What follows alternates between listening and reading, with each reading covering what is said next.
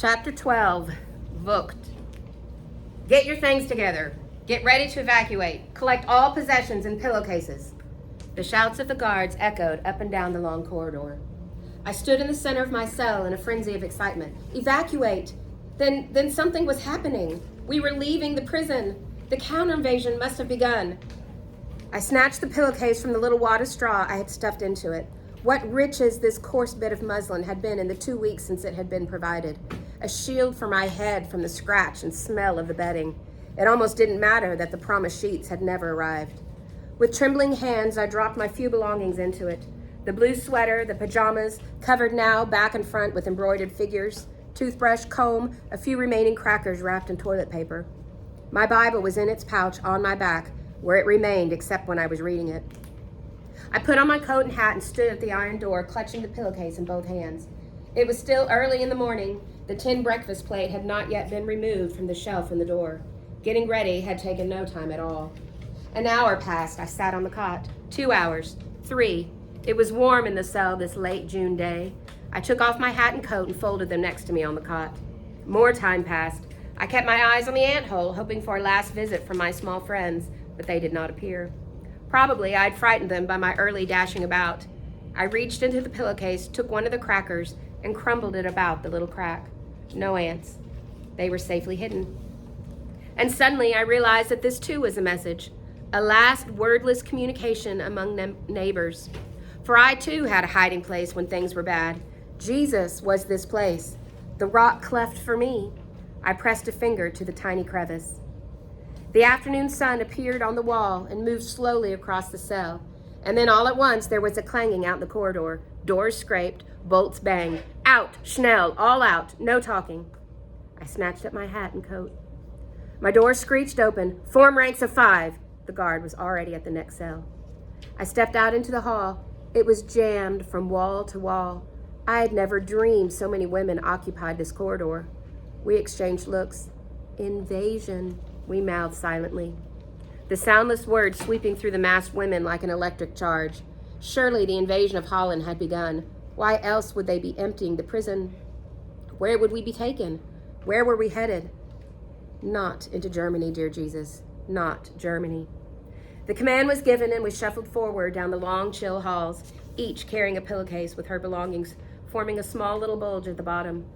At last we emerged into the wide courtyard inside the front gate of the prison, and another long wait began. But this wait was pleasant, with the late afternoon sun on our backs. Far to the right I could see the columns of the men's section, but crane my neck though I would, I could not see Betsy anywhere. At last the huge gate swung in and a convoy of gray transport buses drove through. I was herded aboard the third one.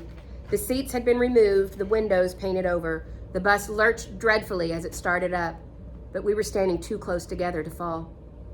When the bus ground to a stop, we were at a freight yard somewhere on the outskirts of the city. Again, we were formed into ranks. The guards' voices were tense and shrill. We had to keep our heads facing forward, eyes front. Behind us, we could hear buses arriving, then lumbering away again. It was still light, but I knew by the ache in my stomach it was long past supper time. And then ahead of me and to the left, in the newest group of arriving prisoners, I spotted a chestnut bun. Betsy. Somehow, some way, I was going to get to her. Now, instead of wanting the day to end, I prayed that we stay there until it was dark. Slowly, the long June day faded. Thunder rumbled, and a few drops of rain fell. At last, a long row of unlit coaches rolled slowly over the tracks in front of us.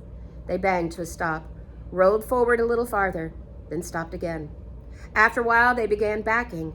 For an hour or more, the train switched back and forth. By the time the order came to board, it was pitch dark. The ranks of prisoners surged forward. Behind us, the guards shouted and cursed. Obviously, they were nervous at transporting so many prisoners at one time. I wiggled and shoved to the left. Elbows and shoulders were in my way, but I squirmed past. At the very steps of the train, I reached out and seized Betsy's hand. Together we climbed onto the train, together found seats in a crowded compartment, together wept tears of gratitude. The 4 months in Schwingen had been our first separation in 53 years. It seemed to me that I could bear whatever happened with Betsy beside me. More hours passed as the loaded train sat on the siding. For us, they flew. There was so much to share. Betsy told me about each of her cellmates, and I told her about mine and the little hole into which they scrambled at any emergency. As always, Betsy had given to others everything she had. The Bible that Nolly had smuggled to her, she had torn up and passed around book by book. It must have been 2 or 3 in the morning that the train at last began to move. We pressed our faces to the glass, but no light showed and clouds covered the moon. The thought uppermost in every mind was, is it Germany?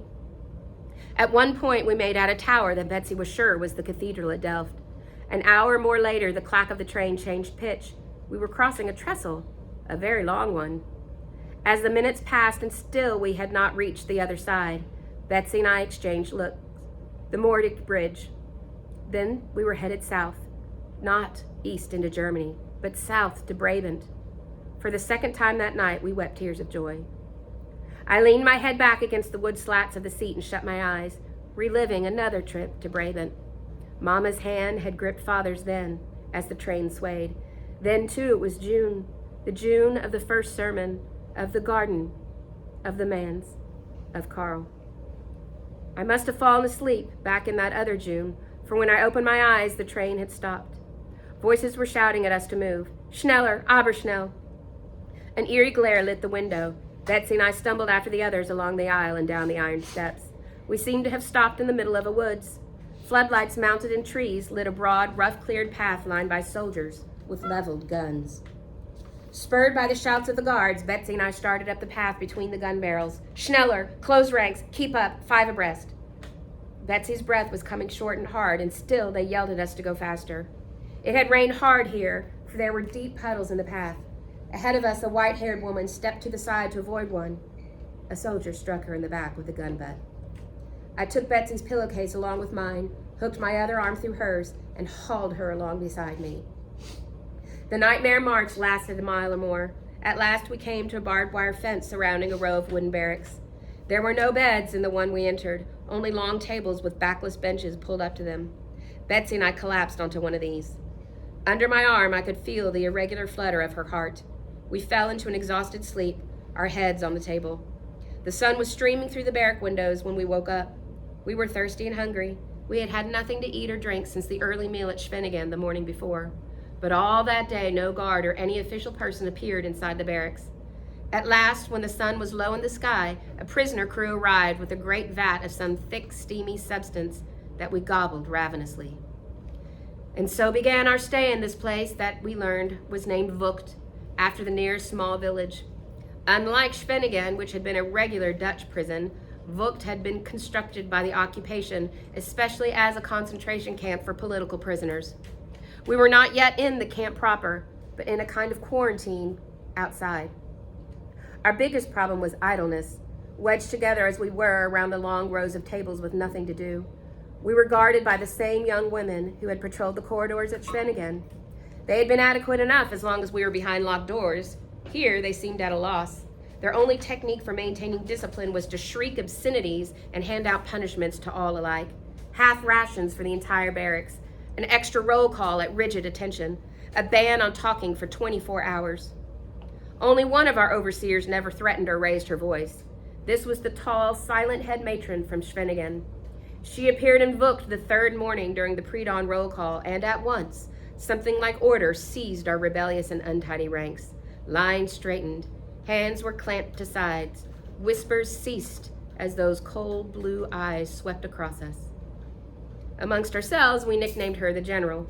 During one long roll call, a pregnant woman at our table slumped to the floor, striking her head against the edge of the bench. The General did not so much as pause in her expressionless reading of names. We had been in this outer camp at Vught almost 2 weeks when Betsy and I, along with a dozen others, were called out by name during morning roll call. When the rest had been dismissed, the General distributed typewritten forms among us and instructed us to present them at the administration barracks at 9 o'clock. A worker on the food crew, a long-term prisoner from the main camp, smiled encouragingly as he ladled our breakfast. "You're free," he whispered. "Those pink forms mean release." Betsy and I stared disbelievingly at the sheets of paper in our hands. Free? Free to leave? Free to go home? Others crowded around, congratulating us, embracing us. The women from Betsy's cell at Schwenigen wept unabashedly. How cruel to have to leave all these behind. Surely the war will be over very soon, we told them. We emptied our pillowcases, passing out our few belongings amongst those who had to stay. Long before 9, we were standing in the big wooden anteroom of administration. At last, we were summoned to an inner office where our forms were examined, stamped, and handed over to a guard. We followed this man down a corridor into another office. For hours, the process continued as we were shuttled from one room and official to another, questioned, fingerprinted, and sent on to the next post. The group of prisoners grew until there were 40 or 50 of us standing in line beside a high anchor chain fence topped with barbed wire. On the other side of the fence was a white birch woods. Above our heads, the blue Brabant sky. We, too, belonged to that wide, free world. The next barracks we entered held a row of desks with women clerks seated behind them. At one of these, I was handed a brown paper envelope.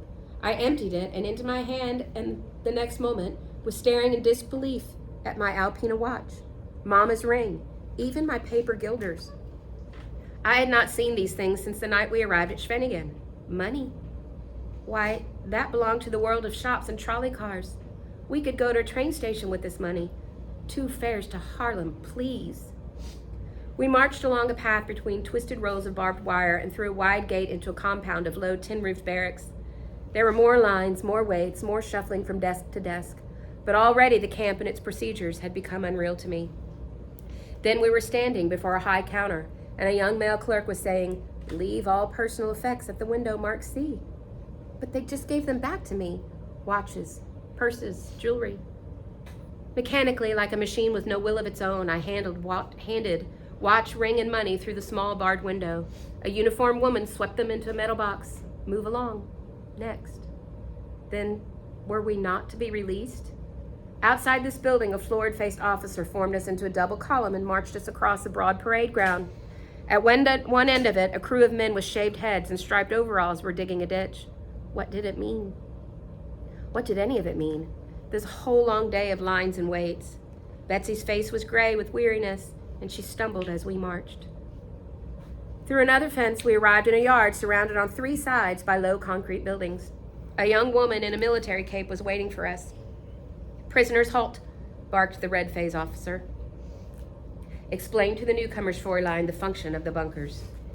"The bunkers," the girl began in a bored voice of a museum guide, "are for the accommodation of those who fail to cooperate with camp rules.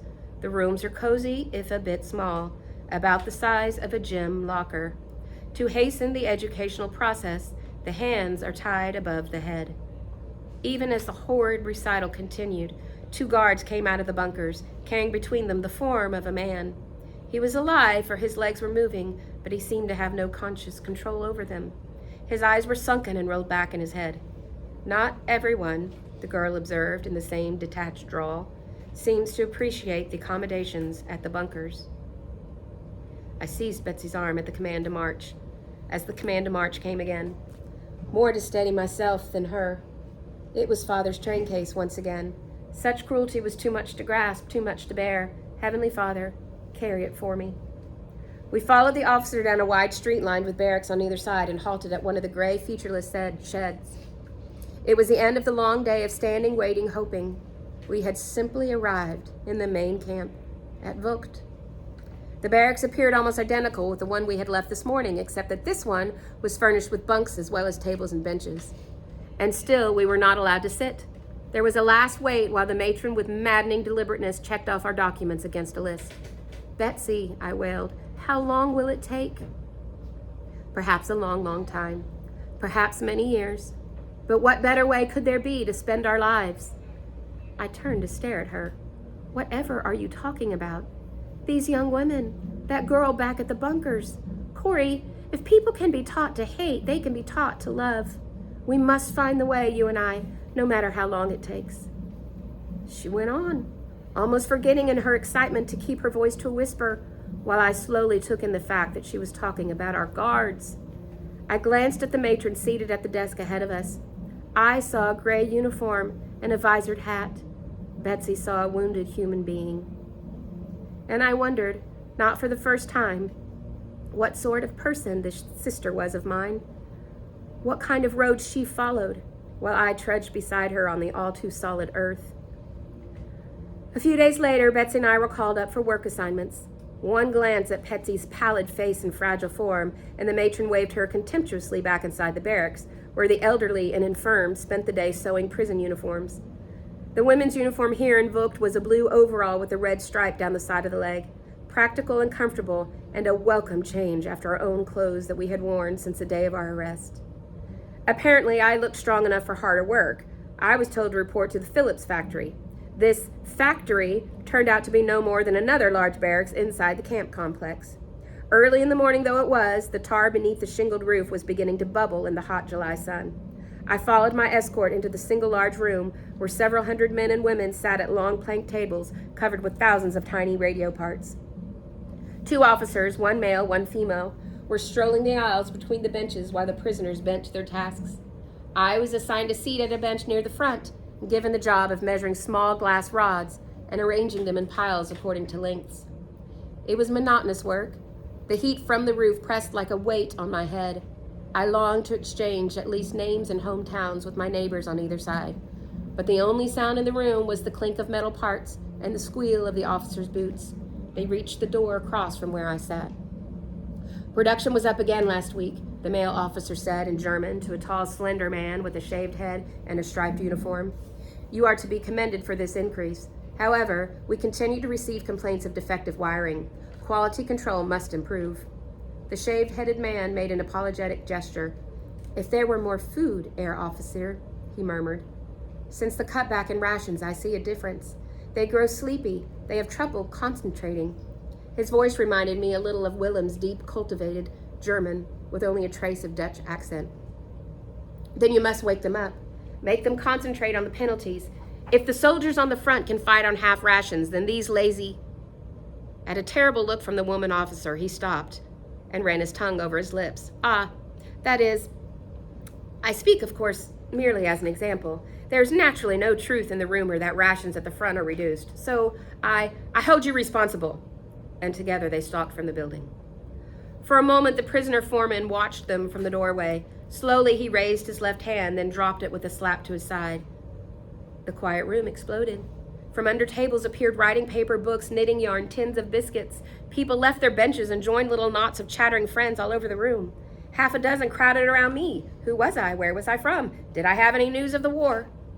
After perhaps half an hour visiting among the tables, the foreman reminded us that we had a day's quota to meet, and people drifted back to their places. The foreman's name, I learned, was Mormon, and he had been headmaster of a Roman Catholic boys' school. He himself came over to my workbench the 3rd day I was there. He had heard that I had followed the entire assembly line through the barracks, tracing what became of my dull little piles of rods. You're the first woman worker, he said, who has ever shown any interest in what we were making here. I'm very interested. I'm a watchmaker. He stared at me with new interest. Then I have work you will enjoy more. He took me to the opposite end of the huge shed where the final assembly of relay switches was done. It was intricate and exacting work, though not nearly as hard as watch repair. And Mr. Mormon was right. I did enjoy it, and it helped make the 11-hour workday go faster. Not only to me, but to all the Phillips workers, Mr. Mormon acted more as a kindly older brother than a crew boss. I would watch him, ceaselessly moving among his hundreds of charges, counseling, encouraging, finding a simpler job for the weary and a harder one for the restless. We had been evoked more than a month before I learned that his 20-year-old son had been shot here at camp the week Betsy and I arrived. No trace of this personal tragedy showed in his care for the rest of us. He stopped frequently at my bench the first weeks, more to check my frame of mind than my work, but eventually his eyes would travel to the row of relay switches in front of me. Dear watch lady, can you remember for whom you are working? These radios are for their fighter planes. And reaching across from me, he would yank a wire from his housing or twist a tiny tube from an assembly. Now solder them back wrong. And not so fast. You're over the day's quota and it's not yet noon. Lunchtime would have been the best time of day if I could have spent it with Betsy. However, Phillips workers were not allowed to leave the factory compound until the workday ended at 6. Prisoners on kitchen detail lugged in great buckets of gruel made of wheat and peas, tasteless but nourishing. Apparently there had been a cutback in rations recently. Still, the food was better and more plentiful than at Schwenningen, where there had been no noonday meal at all. After eating, we were free for a blessed hour to stroll about within the Phillips compound in the fresh air and the glorious Brabant sun. Most days I found a spot along the fence and stretched out on the warm ground to sleep. The days started off with roll call at 5 a.m. Sweet summer smells came in the breezes from the farms around the camp. Sometimes I would dream that Carl and I were walking hand in hand along a country lane. At 6 p.m, there was another roll call. Then we marched back to our various sleeping barracks. Betsy always stood in the doorway of ours waiting for me. Each evening it was as though a week had passed. There was so much to tell one another. That Belgian boy and girl at the bench next to mine, this noon they became engaged. Miss Hirma, whose granddaughter was taken to Germany, today she let me pray with her. One day Betsy's news touched us directly. A lady from Ermelo was transferred to the sewing detail today. When I introduced myself, she said, "Another one." What did she mean? "Corey, do you remember the day we were arrested? A man came to the shop. You were sick, and I had to wake you up." I remembered very well. Remembered the strange roving eyes, the uneasiness in the pit of my stomach that was more than fever. Apparently everyone in Ermelo knew him. He worked with the Gestapo from the first day of occupation. He reported this woman's 2 brothers for resistance work, and finally herself and her husband too. When Ermelo had finally caught on to him, he had come to Haarlem and teamed up with Willems and Captain. His name was Jan Vogel. Flames of fire seemed to leap around that name in my heart. I thought of Father's final hours alone and confused in a hospital corridor, of the underground work so abruptly halted. I thought of Mary Italy arrested while walking down a street, and I knew that if Jan Vogel stood in front of me now, I could kill him. Betsy drew the little cloth bag from beneath her overalls and held it out to me, but I shook my head. Betsy kept the Bible during the day since she had more chance to read and teach from it here than I did at the Phillips Barracks. In the evenings, we held a clandestine prayer meeting for as many as could crowd around our bunk. "You lead the prayers tonight, Betsy. I have a headache." More than a headache. All of me ached with the violence of my feelings about the man who had done us so much harm. That night I did not sleep, and the next day at my bench I scarcely heard the conversation around me. By the end of the week I had worked myself into such a sickness of body and spirit that Mr. Mormon stopped at my bench to ask if something were wrong. Wrong? Yes, something's wrong, and I plunged into an account that morning. I was only too eager to tell Mr. Mormon and all Holland how Jan Vogel had betrayed his country. What puzzled me all this time was Betsy. She had suffered everything I had, and yet she seemed to carry no burden of rage. "Betsy," I hissed one dark night when I knew that my restless tossing must be keeping her awake. 3 of us now shared this single cot as the crowded camp daily received new arrivals. "Betsy, don't you feel anything about Jan Vogel? Doesn't it bother you?" "Oh yes, Corey, terribly. I've felt for him ever since I knew, and pray for him whenever his name comes into my mind. How dreadfully he must be suffering." For a long time I lay silent in the huge shadowy barracks, restless with the sighs, snores, and stirrings of hundreds of women. Once again I had the feeling that this sister with whom I had spent all my life belonged somehow to another order of beings. Wasn't she telling me in her gentle way that I was as guilty as Jan Vogel? Didn't he and I stand together before an all-seeing God, convicted of the same sin of murder? For I had murdered him with my heart and with my tongue. "Lord Jesus," I whispered into the lumpy ticking of the bed, "I forgive Jan Vogel as I pray you will forgive me. I have done him great damage. Bless him now and his family." That night, for the first time since our betrayer had a name, I slept deep and dreamlessly until the whistle summoned us to roll call. The days in Vught were a baffling mixture of good and bad. Morning roll call was often cruelly long. If the smallest rule had been broken, such as a single prisoner late for an evening check-in, the entire barracks would be punished by a 4 a.m. call, or even 3:30, and made to stand at parade attention until our backs ached and our legs cramped. But the summer air was warm and alive with birds as the day approached.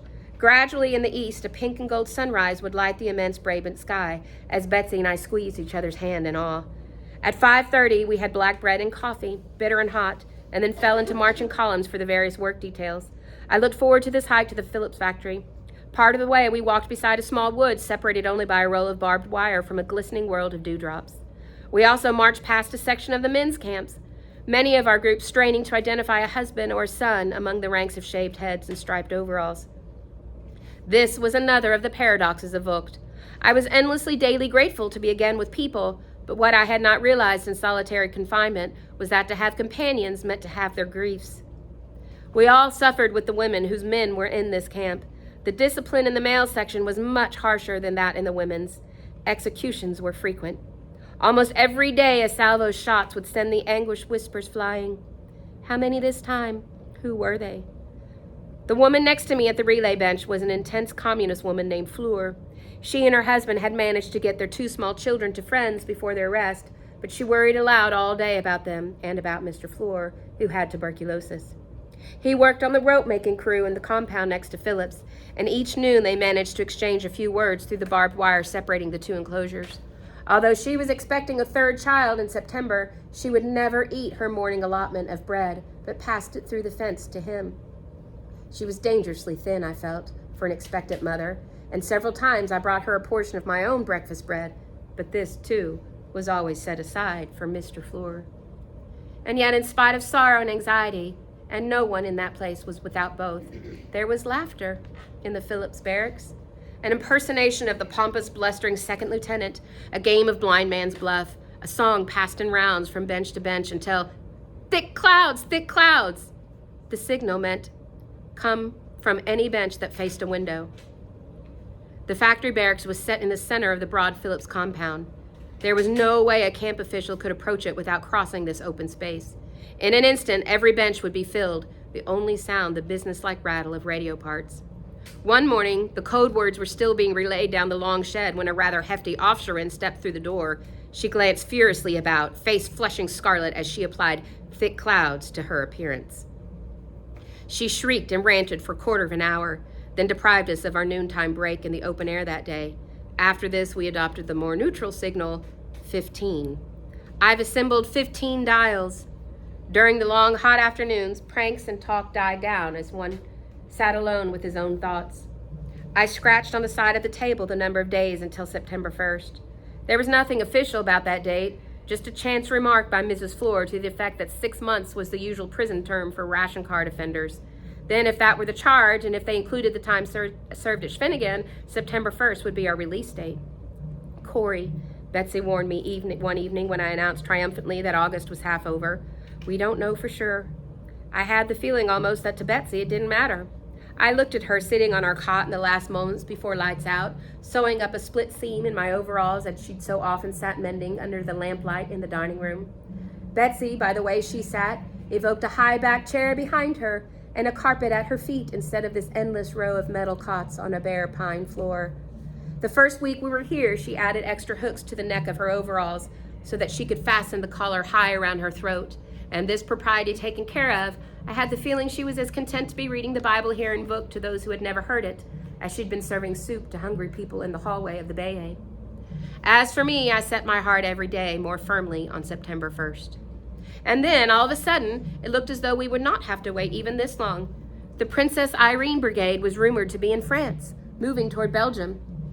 The brigade was part of the Dutch forces that had escaped to England during the 5-day war. Now it was marching to reclaim its own. The guards were noticeably tense. Roll call was an agony. The old and the ill who were slow reaching their places were beaten mercilessly. Even the red light commando came in for discipline. These young women were ordinarily a favorite group of prisoners. Prostitutes, mostly from Amsterdam. They were in prison not for their profession, which was extolled as a patriotic duty, but for infecting German soldiers. Ordinarily, with the male guards anyway, they had a bold, breezy manner. Now, even they had to form ruler straight lines and stand hours at frozen attention.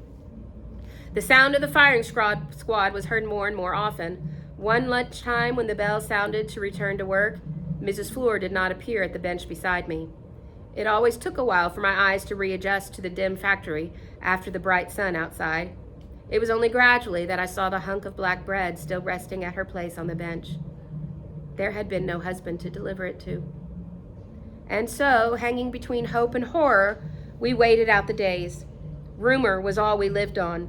The brigade was across the Dutch border. The brigade was destroyed. The brigade had never landed. Women who had stayed away from the whispered little prayer service around our cot now crowded close, demanding signs and predictions from the Bible. On the morning of September 1st, Mrs. Fleur gave birth to a baby girl.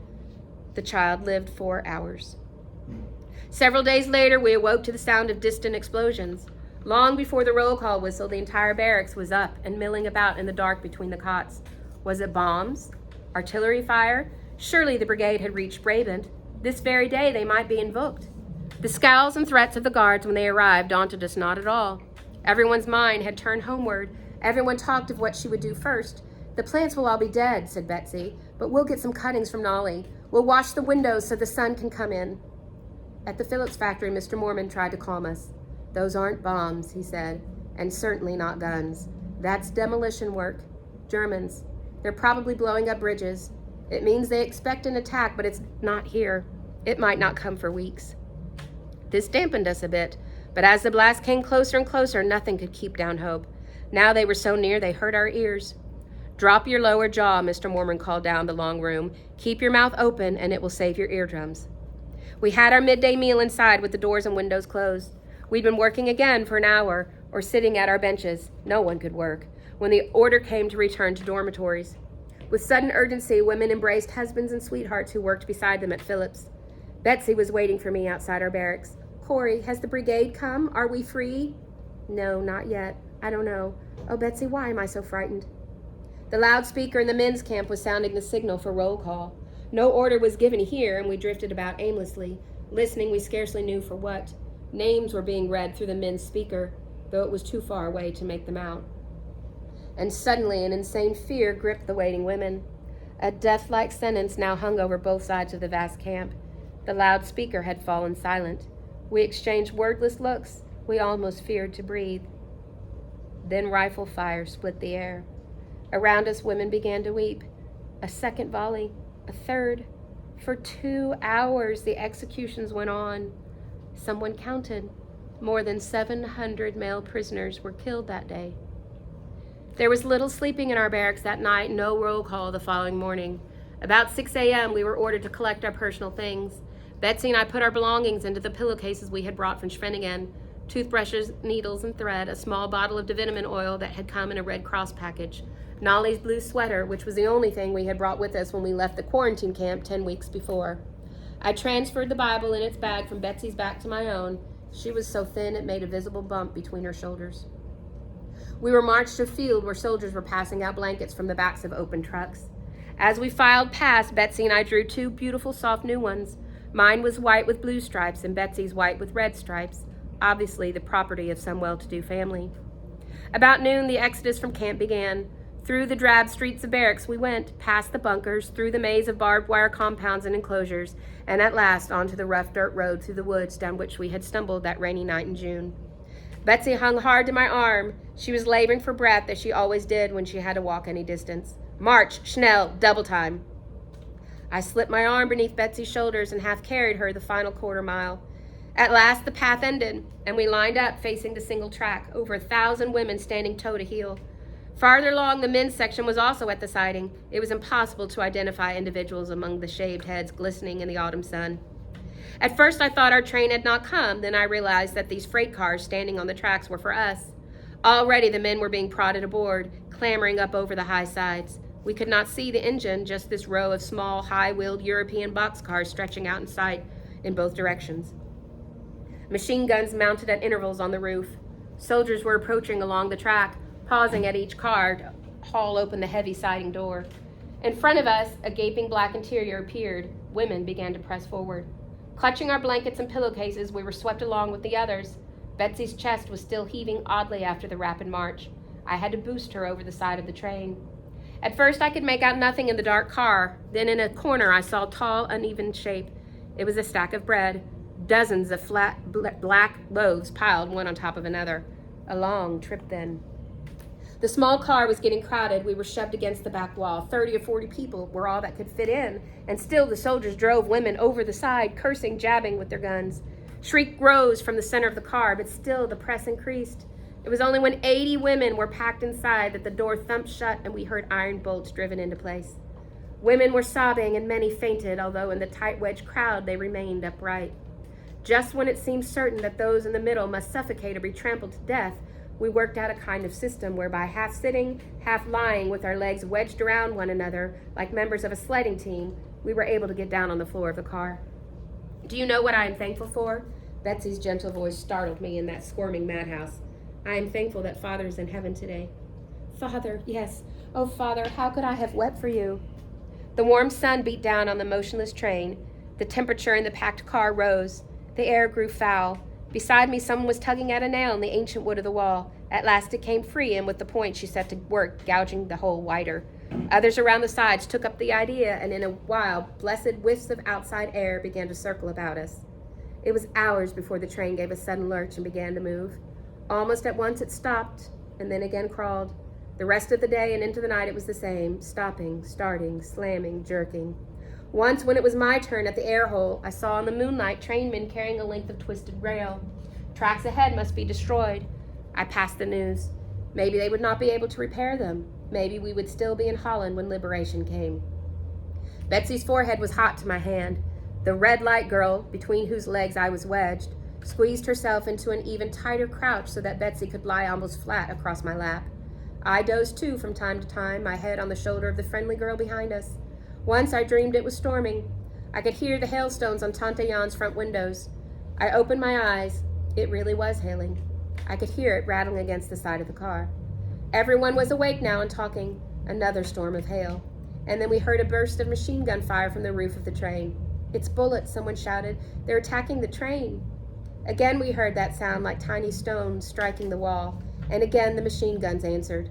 Had the brigade reached us at last? The firing died away. For an hour the train sat motionless. Then slowly we crawled forward. At dawn, someone called out that we were passing through the border town of Emmerich. We had arrived in Germany.